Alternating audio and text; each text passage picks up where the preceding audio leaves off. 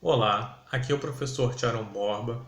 Peço já, inscreva-se no canal, dê o seu like e compartilhe conhecimento do balanço crítico.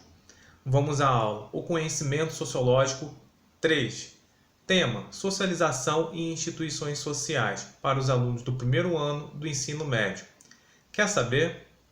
Vem comigo. Acompanhando agora, vamos iniciar nossa aula de socialização e instituições sociais para os alunos do primeiro ano do ensino médio. Então, vamos acompanhar esse conteúdo que vem para a nossa aula 3 de conhecimento sociológico. Então, para a gente começar a discussão sobre socialização e instituições sociais, queria que vocês olhassem essas imagens para acompanharmos. Aqui a gente tem um jogo de xadrez, né? Precisa do tabuleiro, precisa de 2 jogadores. E o que a gente percebe no jogo de xadrez? A gente tem o quê? O que ele possui de maneira geral que vocês possam imaginar? Nós temos o tabuleiro, onde as pessoas jogam. Temos as peças, que lá os jogadores movimentam. Temos as regras, que não são qualquer uma. Quer dizer, os jogadores que estão ali, eles são limitados por quê? Por regras. Existe um número de possibilidades finito. Ainda que as jogadas sejam muito grandes no xadrez, existem inúmeras possibilidades, mas existem muitas combinações. No entanto, ela é um número finito, não é infinito. E os 2 jogadores que estão ali raciocinando, que têm a ação de mexer essa ou aquela peça. Onde que isso nos leva? Como podemos fazer uma analogia entre o jogo de xadrez e a sociedade? Como é que a gente pode organizar essa discussão? Por exemplo, se a gente fosse falar do jogo em si, o que seria o jogo em si, se fosse comparar com a sociedade? Seria a vida ou a realidade. Se a gente fosse colocar assim, a gente vive numa vida, se relaciona com outras pessoas, a gente busca um emprego, a gente vai em busca dos nossos desejos, vai em busca da pessoa que a gente gosta. Isso, na verdade, é um jogo.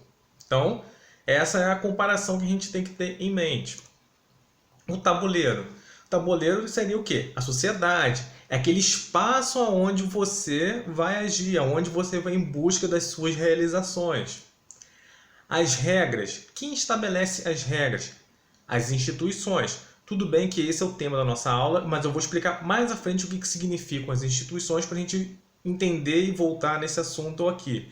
Mas vocês vão fazer a ligação e vão compreender o que a gente está falando. E por fim, os jogadores, que eles que escolhem as ações que eles vão ter. E as peças representam o quê? É a metáfora para as possibilidades que você tem na sociedade. Você, no espaço que você está inserido, vamos dizer o tabuleiro, você tem regras a seguir e você, enquanto indivíduo, você tem um número finito de possibilidades. Você não pode fazer o que você quer para atingir seus objetivos. Você está suscetível a um número de regras e possibilidades para a realização dos seus desejos. Então, é essa analogia que eu queria trazer aqui para vocês. Trazendo essa analogia, o que a gente tem que pensar? Se queremos aprender a jogar o jogo ou viver a vida, precisamos saber das regras e as possibilidades de ação. É isso que o jogo traz para a gente. Então é o seguinte, como acontece esse aprendizado das regras? Se a gente fosse lembrar, lá na aula anterior do Conhecimento Sociológico 2, o que eu coloquei para vocês? O que Durkheim ensina para vocês? A sociedade antecede os indivíduos. A partir do momento que a sociedade antecede os indivíduos, ela promove uma coerção sobre eles, né, que é o fato social, que ensina e determina as regras de como os sujeitos devem agir. A partir desse momento que a sociedade pressiona os indivíduos, ensina a eles como eles devem agir, se comportar e saber as regras do jogo, que é essa a questão que nós estamos tratando. Então, isso acontece, esse processo que a sociedade pressiona as pessoas a agirem de determinadas formas, a pensar de determinada forma, a sentir, agir e pensar de forma razoavelmente organizada, como uma maneira geral a sociedade pensa, é o que a gente chama de socialização. que é o processo pelo qual os indivíduos aprendem os códigos culturais, as regras, as normas e os papéis sociais. Então, entendida essa questão da socialização, a gente parte para o seguinte: a socialização ela acontece em etapas. Que etapas são essas da socialização? A gente tem a socialização primária. A socialização primária significa o quê? As interações mais íntimas, os primeiros contatos desde a mais tenra idade. E normalmente a socialização primária ela acontece aonde? Na família. A família é o espaço principal da primeira socialização, aonde você tem as primeiras formações morais. Ah, Tcharon, mas se a criança for órfã, ela vai para outra instituição que não a família para sofrer essa socialização. De alguma maneira, ela vai sofrer. Entendido? E a socialização secundária ela é mais dispersa, ela acontece em vários locais da sociedade. Por exemplo, a socialização que vocês estão tendo na escola é a socialização secundária. A igreja que vocês, por exemplo, frequentem é a socialização secundária. O clube é onde você se socializa com as outras famílias, seus amigos, é a socialização secundária. Então, isso é a questão. Então, assim, acompanhando as imagens, nós temos aí várias instituições. Por exemplo, a escola, a igreja, família, o exército. A escola onde você vai ter a educação formal, vai ter o conhecimento científico, vai preparar você para a cidadania, preparar você para o mercado profissional. A igreja vai cuidar da vida espiritual. A família, que é a socialização primária. O exército, que tem a função de zelar pelas fronteiras do país. Cada instituição dentro da sociedade, ela cumpre uma função específica. Cada um tem o seu papel na sociedade, cada um transforma e impõe ao indivíduo determinadas regras e forma sujeitos de uma determinada forma. Por exemplo, uma pessoa que nunca foi ao exército, ela não vai ter a interação, a forma de aprendizado das regras do exército, ela não vai ser treinada para a violência, vamos dizer assim. Então, as pessoas vão ser um pouco diferentes, porque elas vão ter funções diferentes para a sociedade. E isso acontece ao longo da história. As instituições são os lugares estáveis aonde eles criam e transmitem um sistema de regras, socializam as pessoas para elas, dentro da sociedade, exercerem alguma função específica. Então, vamos definir o que são as instituições sociais. Pois bem, o que são as instituições sociais? Espaços sociais que constituem-se como centros produtores de regras e códigos culturais. O que isso significa? Quando você vai à escola, você vai lá e vai seguir as regras da escola. Você vai aprender a sala que você vai lá assistir a sua aula, você vai aprender como se dirigir ao professor, a maneira específica de falar com o professor, com o diretor, o coordenador de turno, a secretária escolar, aos seus colegas. Você não vai falar da mesma forma que você fala com seus colegas na informalidade. A instituição escolar é uma instituição formal. E lá você vai com finalidades específicas. Você vai lá para ter uma formação cidadã, saber ter uma noção de país, como as outras instituições da nossa vida funcionam. Você vai ter lá uma formação profissional, principalmente você que está no ensino médio. Então, são códigos específicos, linguagens, comportamentos que você não aprenderia em outro lugar. Você não aprenderia necessariamente na sua família.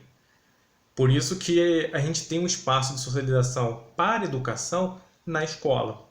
Do mesmo jeito que você não vai aprender religião na escola. Você pode até ter ensino religioso na escola de uma maneira específica, mais voltado para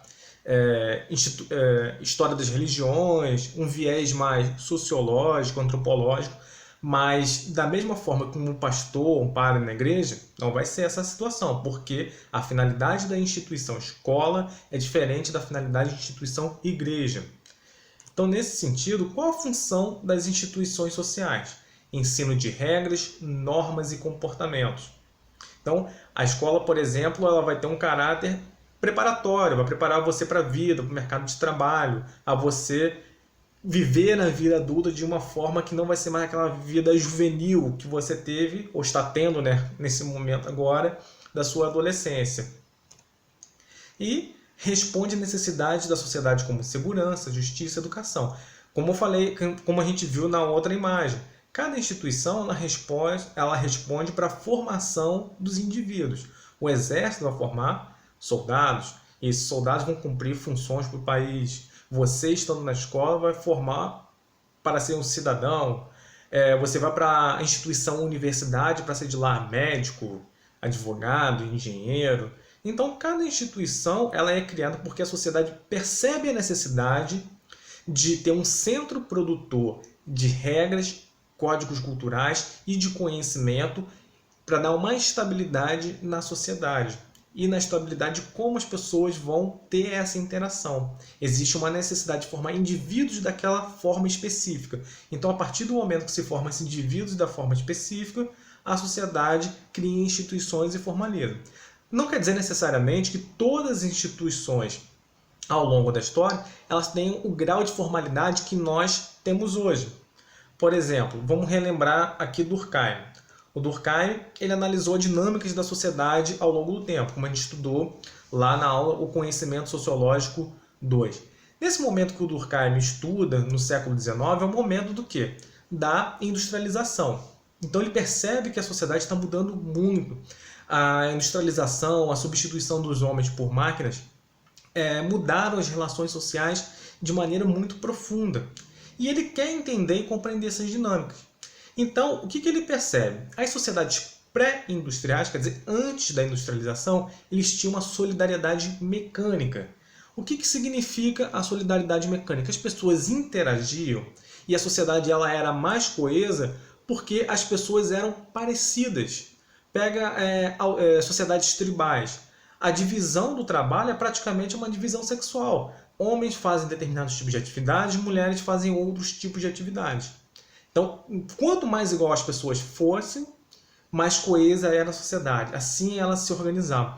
E não tinha um grau de especialização das instituições, porque a necessidade daquelas sociedades era o quê? Que as pessoas fossem parecidas. Então, não tinha muitas instituições. Tinha instituição família, clã, que é um pouco a coisa mais ampliada, a questão das atividades, os núcleos, que também não eram tantos. Então, isso o Durkheim percebe. Mas nas sociedades industriais, a partir do século XIX principalmente, o que ele fala? Olha, a gente tem um novo tipo de solidariedade, um novo tipo de vínculo que as pessoas vão estabelecendo. A sociedade não é coesa porque as pessoas são iguais, justamente pelo contrário, elas são diferentes. Por isso o nome solidariedade orgânica. Aí ele faz analogia com a questão do corpo. Por exemplo, o coração ele faz a coesão do seu corpo, por quê? Porque somente ele é essencial porque ele é diferente dos outros órgãos. O pulmão ele também é essencial porque os pulmões, né, eles fazem uma atividade que nenhum outro no corpo faz. E na sociedade industrial a mesma coisa. O sujeito, o indivíduo, ele é mais essencial porque ele executa uma atividade muito específica que a maioria dos outros não vão executar. Perceba o seguinte, faça uma comparação rápida. Numa sociedade tribal existem médicos, advogados, engenheiros, professores. Não, atividades são muito difusas, as relações são um pouco mais simples, digamos assim. As necessidades de uma sociedade industrial são muito mais complexas, muito mais específicas. Então, é nesse sentido que ele vai falando. Então, a solidariedade orgânica, o indivíduo é essencial pela especialização das suas funções. Significa que todos assumimos papéis sociais. Quer dizer o seguinte, os papéis sociais existem em todas as sociedades. Na sociedade tribal, como existe na sociedade industrial, por exemplo, hoje. Qual é a diferença? A gente tem, nas sociedades industriais, muito mais papéis devido à especialização do trabalho. Se na sociedade tribal nós tínhamos lá papel de homem, papel de mulher, de pajé, de chefe guerreiro e etc., pensem em comparação à sociedade que nós vivemos hoje, quantos papéis nós temos. Tirão, tudo bem, você está falando de papel social. O que é o papel social? Então é o seguinte... Os papéis sociais são os comportamentos socialmente esperados de indivíduos ou grupos que ocupam determinada posição social. Por exemplo, na família, tem a instituição família. Lá na instituição família, as pessoas assumem papéis sociais. O papel de ser pai, tem um comportamento específico esperado de ser pai, de ser mãe, de ser filho. Existe uma relação de autoridade entre pai, mãe e filhos. Ou então, por exemplo, na escola, a figura do professor dentro da instituição escola é um papel social. Ou então, por exemplo, no exército, um general que vai comandar as tropas do lado do exército. Então, cada um tem a sua função. Existe uma hierarquia, mais ou menos. Tem uma relação de poder. Então, essa é a especificidade. Cada instituição, ela traz para os indivíduos determinadas funções, determinados papéis sociais. E aonde que isso nos leva? Tirão, mas na escola existem muitos professores, cada um assume seu papel social e eles, ao mesmo tempo, assumem outros papéis sociais. Raciocínio lógico corretíssimo. As pessoas nas sociedades industriais elas assumem muito mais simultaneamente papéis sociais. De pai, de mãe, professor, uma pessoa que é reconhecida na sua comunidade religiosa e etc. Mas o fato das pessoas assumirem os mesmos papéis sociais, ter muitos professores, eles são tratados de maneira igual?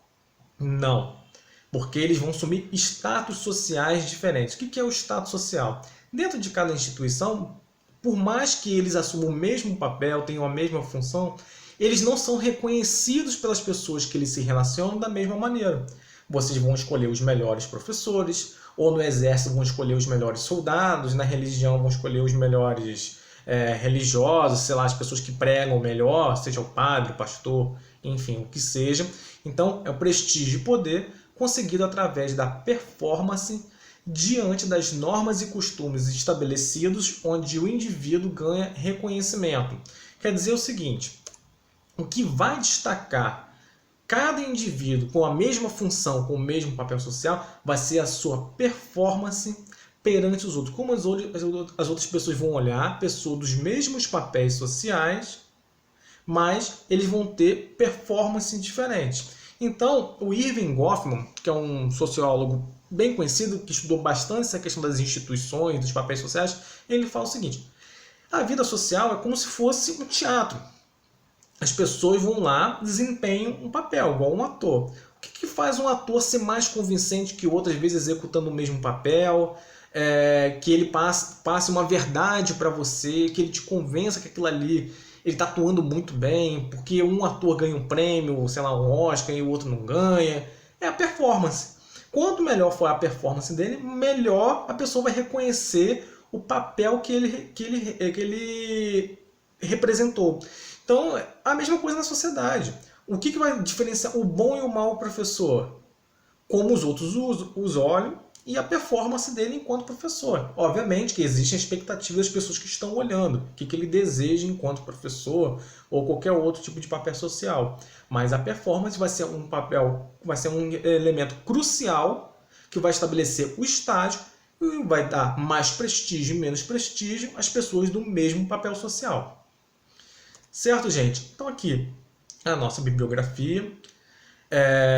Qualquer dúvida, entre em contato comigo. Até a próxima!